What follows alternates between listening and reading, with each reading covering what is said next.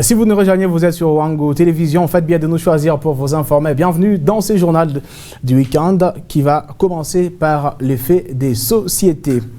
L'effet étant Mukumbi est loin à définir. Les délocalisés de ces villages sont donnés rendez-vous ce samedi 3 avril 2021 pour lire un mémorandum dans lequel ils obligent à l'entreprise Chemaf de signer un cahier des charges dans un mois. Au cas contraire, ils se disent qu'ils vont regagner leur village natal. Suivez. Nous, ex-habitants du village Mukumbi, tenons à rappeler au gouvernement national et provincial du Lualaba de tirer la société Chemaf aux oreilles, à faire un cahier de charges avec nous, la communauté impactée, et qu'elle nous invite sur une même table à présence de différents témoins comme arbitre, le gouvernement provincial du Lualaba, une société civile choisie par nous, même la population du village Mukumbi. Si tel n'est pas le cas, avisez la société Chemaf que dans un délai d'une semaine, sans aucune suite favorable, ce dossier vous poursuivra jusqu'en 2023. Et toute personne qui continue à avoir une main mise sur ces dossiers, il est grand temps de les lâcher. Enfin, nous vous promettrons que au premier tour, on avait fait 17 jours à Mukumbi. Cette fois-ci, c'est 17 jours fois 100 jours et en préparation, vous préparez 3000 cercueils pour nous enterrer. Fête à Kolwezi, le 3 avril 2021, ex-habitant du village Mukumbi. Voilà, monsieur, parlons cette fois-là info aux routes. Les agents de la mutuelle des chauffeurs, MUC, ainsi que les sections du Lualaba ont sensibilisé ce samedi 3 avril 2021. Les chauffeurs des transports en commun vont sur les tronçons bien sûr, cité Malou, mais aussi cité Manika pour ne fût-ce que lutter contre les bouchons, mais aussi éviter les arrêts illicites. Il y a peu que le ministre provincial en charge du transport a organisé une réunion avec les tenanciers des véhicules de transport en commun ainsi que les responsables des structures qui encadrent les chauffeurs dans le but de lutter contre le bouchon et les arrêts des bus illicites à Kolwezi. Voilà le mobile qui a poussé les agents de MUC à sensibiliser les chauffeurs qui ont l'habitude de stationner au rond-point de l'indépendance. Par la même occasion, ils ont profité de donner une mise en garde aux Tchadiens qui créent les arrêts non reconnus par l'autorité urbaine. Nous sommes ici juste pour évacuer ce couloir et éviter les bouchons parce que cet arrêt est illicite. Ceux qui sont têtes de stationner ici, une fois attrapés, ils subiront la rigueur de la loi. Et les Tchadiens qui encouragent ce genre de choses cessent. Voulant bien aider les autorités, ceux derniers sont butés à certains problèmes. Nous voulons que les autorités provinciales nous viennent en aide pour faire avancer notre province.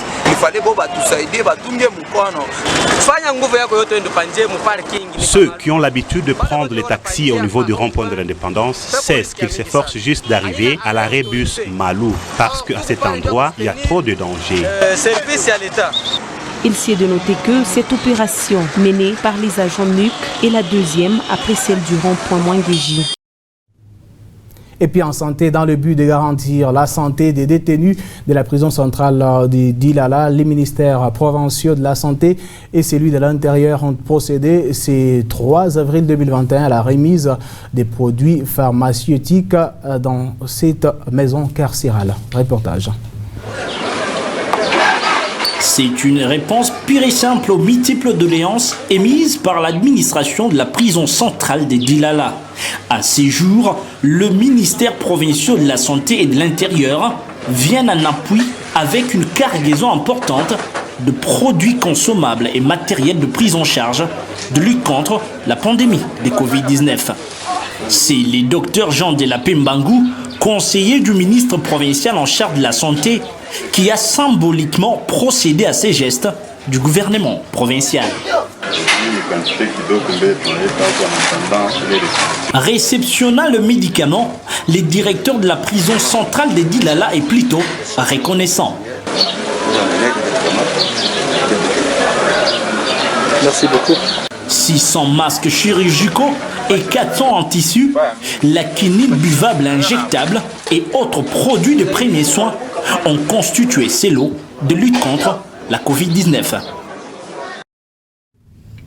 Et pendant ces temps, les complexes scolaires, les Kalenous procédaient à la remise des vivres et les non-vivres au centre d'hébergement et d'encadrement Maison Kwetu, située bien sûr au quartier Kanina, dans la commune de Dilala. C'était bien sûr ce samedi 3 avril 2021.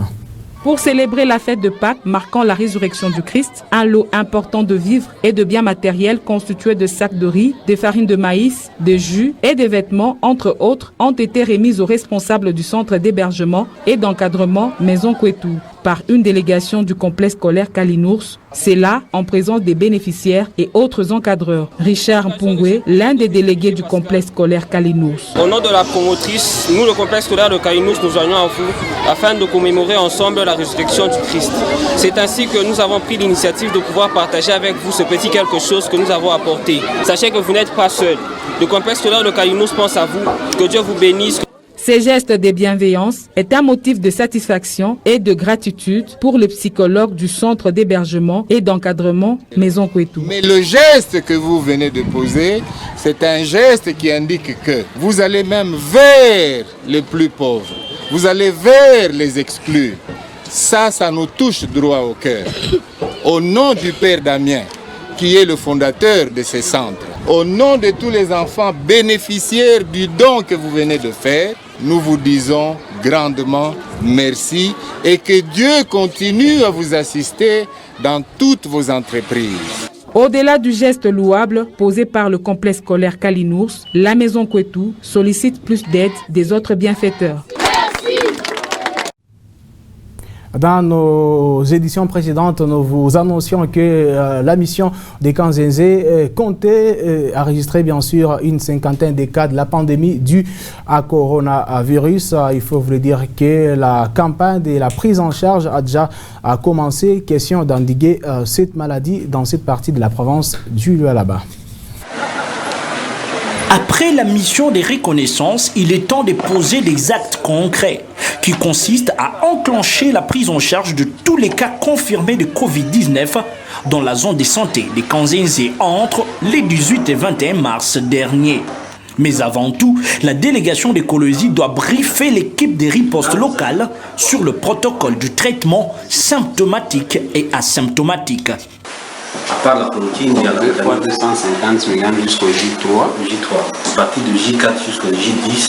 Avec une capacité d'accueil de 70 lits, l'hôpital général de référence Kanzenze a fort besoin des intrants qu'il faut, ce qui n'a pas échappé à l'équipe provinciale de riposte présente. Le couvent et internat Mère Alberta ne sont pas oubliés. Ainsi, le missionnaire va rencontrer les internes pour une énième sensibilisation aux gestes barrières et à se soumettre à la prise en charge. N'est pas à se moquer de celui qui est positif par rapport aux autres. C'est-à-dire c'est une maladie qui est voulue. Aujourd'hui c'est elle, demain c'est moi. Kanzenze est d'ores et déjà placé en mode urgence, suivi des actions de grande envergure de lutte contre la Covid-19. Et puis des personnes autrement identifiées ont mis feu au cimetière de Mwangeji et celui des Sapins, un acte qui vient saboter les efforts consentis par les autorités de la place dans l'assainissement des cimetières. Le cimetière de Mwangeji est en fumée. Les personnes autrement identifiées ont mis feu dans cet endroit de repos éternel. À l'arrivée des agents à l'œuvre, ils ont commencé par neutraliser le feu pour que les cimetières ne soient pas embrasés. Par rapport à la population de cimetière. La population est en train de mettre le feu au cimetière. Cela empêche notre travail de désherbage chimique. Nous avons déjà pulvérisé nos produits. Quand ils mettent le feu, ça affaiblit l'action des produits.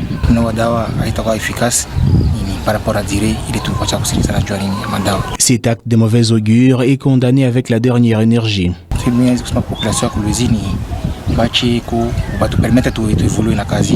Ce que nous pouvons demander aux collégiens, qu'il ait cette pratique de brûler les cimetières. C'est pour aussi nous permettre de bien faire le travail. Ici, il y a nos frères et nos parents.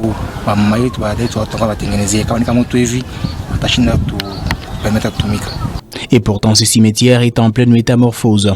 Cet acte ignoble s'attribue aux ennemis de la ville de Kolwezi, pendant que les autorités en place s'investissent dans l'assainissement moderne des cimetières. Les aînés tentent d'enfreindre cette nouvelle dynamique. Un cœur de personnes autrement identifiées ont mis feu dans les cimetières des sapins. Malgré tout, ces deux endroits sont sur le point de revêtir une nouvelle robe. Madame, Monsieur, parlons page noire, nous allons nous remémorer. Les jours passent si vite, cela fait déjà 40 jours mouraient les députés provinciaux du Lualaba, l'honorable Michel Ilunga Kouvas. C'est samedi 3 avril 2021. Les membres de la famille, les collègues de l'illustre disparu sont donnés rendez-vous au cimetière cité des Anges pour bien sûr se remémorer de ces grands hommes qui a marqué son histoire. Patient Parker Kabamba était aussi dans la suite. Cela fait exactement 40 jours depuis que l'honorable Michel Ilunga Kouvas a quitté la terre des hommes. Pour lui rendre les derniers hommages, les autorités politico-administratives, dont le président de l'Assemblée provinciale et sa suite, mais aussi les membres du gouvernement provincial à mise et connaissance, se sont rendus au cimetière Cité des Anges pour les recueillements. Et enfin, la famille.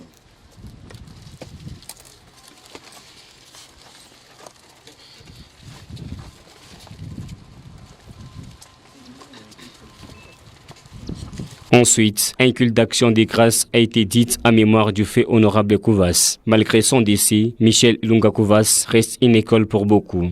Oui, c'était une école pour moi. Honorable Kouvas, c'était une école pour moi. Kouvas n'était pas seulement un collègue, c'était un grand frère pour moi. Moi, je peux dire que j'étais le protégé de Kouvas à l'Assemblée. C'était un grand homme. Il s'est de signaler que l'honorable Michel Ilunga Kouvas est décédé le 22 février 2021 à l'aéroport international de la Loanou avant son évacuation pour des soins médicaux en Afrique du Sud. Parlons un peu sport avant de finir complètement ce journal du week-end. La RDC n'aura pas de représentants en Champions League africaine de la CAF. Les deux équipes ont été éliminées. D'abord, l'AS avec l'EB était arrêté. C'était ce samedi lors de la 5e journée de la phase des poules par Simba Sport de la Tanzanie sur un score sans appel des 4 buts à 1, signe d'élimination. Et le vendredi, le TP Mazembe s'est incliné en Algérie devant Belbouzdad, bien sûr par la marque de 2 buts à brosse, signe de l'élimination. Nous allons ici revenir sur les moments forts de ces deux rencontres des équipes congolaises. Les Calvaires premiers avec les FC réellement produits en Tanzanie. Les Moscovites ont été fracassés par Simba. 4 buts à 1, une défaite qui vient sceller leur élimination de la phase des poules de la Ligue des champions de la CAF. Les Tanzaniens ont pris les taureaux par les cordes en ouvrant les scores à la demi-heure des jeux grâce au Mozambicain Nixon d'une frappe sèche après un bon travail collectif. Réplique immédiate du club de Kinshasa, Sosé égalisé 2 minutes après sur un tir à l'entrée de la surface. Ententiste en défense avec le à nouveau puni par les réalismes des Simba avec le but des Chama. Après un mauvais contrôle de Claudie Lilepo, obligé de réagir tout de suite au retour des vestiaires, les poulains de Jean-Florent Ibengue n'ont fait qu'écouler. Pini d'abord à la 66e minute par le nouvel entrant d'une puissante frappe des gauches hors surface. 3 buts à 1, une minute plus tard, encore Chama à la conclusion d'un festival dans la surface congolaise. 4 buts à 1. Pauvre Mossola ne pouvait qu'observer les dangers arrivés, humiliation. L'autre représentant de la République démocratique du Congo, le tout-puissant Mazembe de Lubumbashi, quittait la Ligue des champions de la CAF par la petite porte. Habitués à passer cette phase des groupes sans difficulté, les Corbeaux ne joueront pas les demi-finales, voire la finale de la Ligue des champions. Ils sont éliminés après leur défaite 2 buts à brosse les vendredis devant Belzudad d'Algérie, un match de la 5e journée. En attendant la dernière journée, Mazembe reste en dernière position avec 2 points sur 5. Madame, monsieur, c'était l'essentiel de l'actualité sur Wango Télévision. Merci de nous avoir regardés, mais aussi suivis. Restez toujours sur nos antennes. En même temps, l'actualité reste en continu sur le www.wango.info. La grande équipe de Wango revient la semaine prochaine avec de nouvelles informations.